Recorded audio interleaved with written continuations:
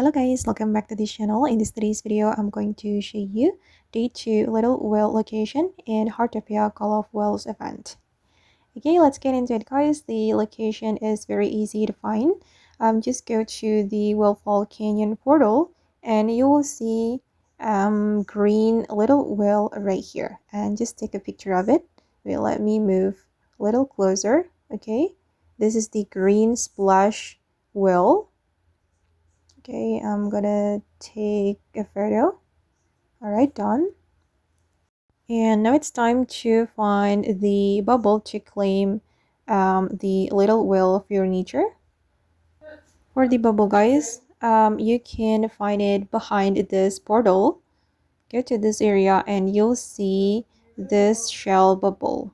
And just pop the bubble to get green splash whale of your nature. Okay guys, and that's the day 2 Little Whale location in Heartopia Call of Whales event. I hope this video will be useful for you. Thank you so much for watching and bye!